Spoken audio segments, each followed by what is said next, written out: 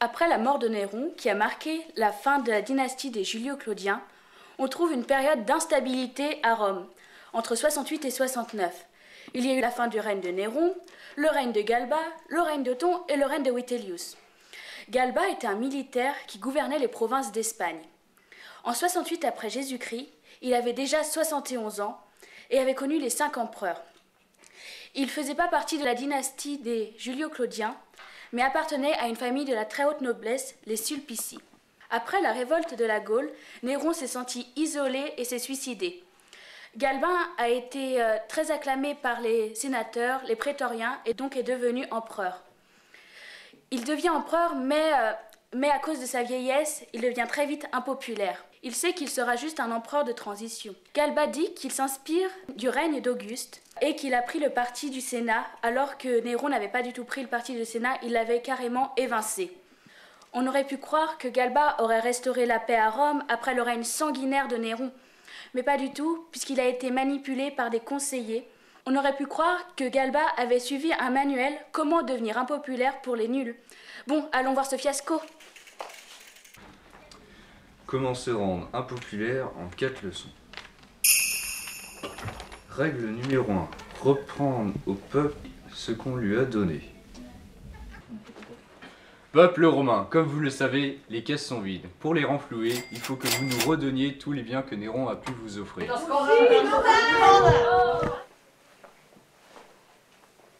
Continuons à suivre le manuel d'impopularité en 4 leçons. Règle numéro 2. Amnistier l'homme le plus impopulaire de l'Empire, l'homme de main de Néron. Videte istos libellos. On nous accuse de cruauté envers Tigelin, on aura tout vu. Legite parum infra et videte quid Galba scripterit. Quelle cruauté envers Tigelin, peuple de Rome, tu n'as pas de cœur. Ayez pitié de lui, il est déjà malade et en phase terminale. Et c'est nous qui sommes accusés. Quand on pense à tous les crimes que Tigelin a commis, Ce n'est quand même pas nous qui avons tué des millions de partisans de Néron, n'est-ce pas, monsieur l'empereur? Continuons de suivre le manuel d'impopularité. Règle numéro 3, se mettre à dos tous les prétoriens en ne tenant pas ses promesses. Galba, nous aimerions la prime que vous nous aviez promise. En quel honneur, je ne me souviens pas vous avoir promis quoi que ce soit. Vous aviez dit que si l'on vous aidait pour renier Néron et si l'on vous accordait nos suffrages, vous nous donneriez de l'argent. Et maintenant, nous l'attendons, cet argent. Nullam pecuniam habeo, ego soleo milites, meos conscrivere. No emere, nunc habite. Quel avare et quel ingrat. Continuons de suivre le manuel d'impopularité en 4 leçons. Règle numéro 4. Trahir ses plus fidèles alliés et amis. Je vais vous annoncer une bonne nouvelle. J'ai adopté Pison, il sera mon successeur, puisque je vivrai pas éternellement. Mais je pensais que je vous succéderais. Tu t'es trompé, mon cher Otto, je ne t'ai jamais dit ça. Quel ingrat. Il m'en avait donné l'assurance. C'est moi qui devais être désigné comme successeur. Mais je le serai un jour, je le serai.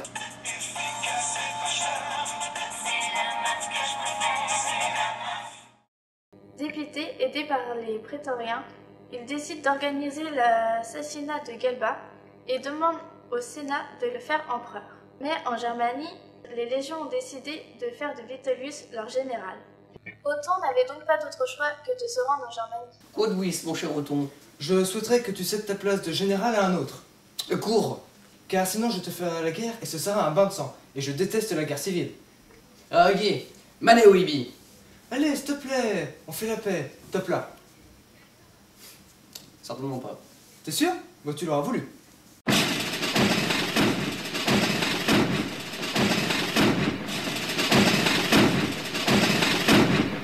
À peine élu, il doit faire face au soulèvement des légions de Judée qui veulent Vespasien impérator. Et nous sommes toujours en 69. 69 années politiques. 69 années politiques. Vitellius met fin à son règne d'impérator suite à la bataille de Bedriacum qu'il a perdue. Bon, c'est à vous de jouer. Que fait-il? On va pas pouvoir attendre éternellement. Vitellius était un empereur glouton qui adorait manger et qui se souciait peu des affaires politiques. Toutes les légions se sont ralliées à Vespasien. L'empereur cherche à prendre la fuite en s'habillant de haillons. Mais il est rattrapé par les soldats, alors on le fait défiler à moitié nu comme un prisonnier. On l'oblige à garder la tête levée pour que le peuple puisse lui jeter des ordures.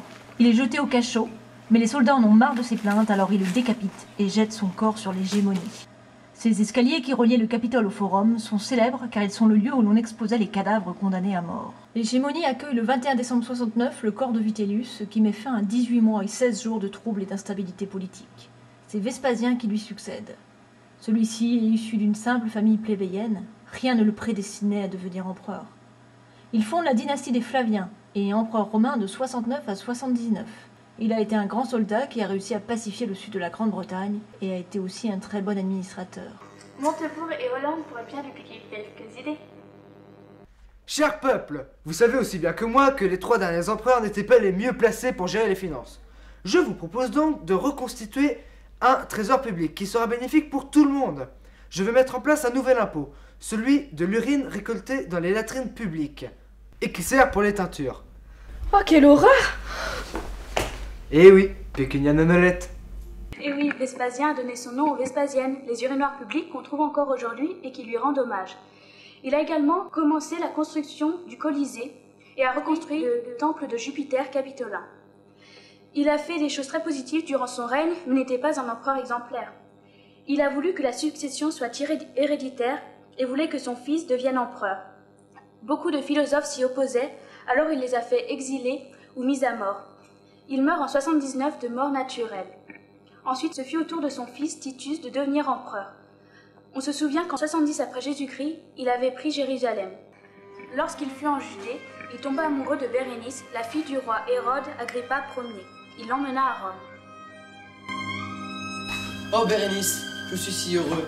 À Rome, nous pourrons enfin être ensemble. Oui, moi aussi je suis heureuse, mais je crois que votre peuple n'y m'aime pas vraiment. Il faut le comprendre, vous êtes une étrangère à ses yeux, et il pense que vous allez mener Rome au désastre. Le peuple est si cruel. N'accablez point, madame, un prince malheureux. Forcez votre amour à se taire, car enfin, ma princesse, il faut nous séparer. Non, nous ne devons pas nous séparer. Il le faut.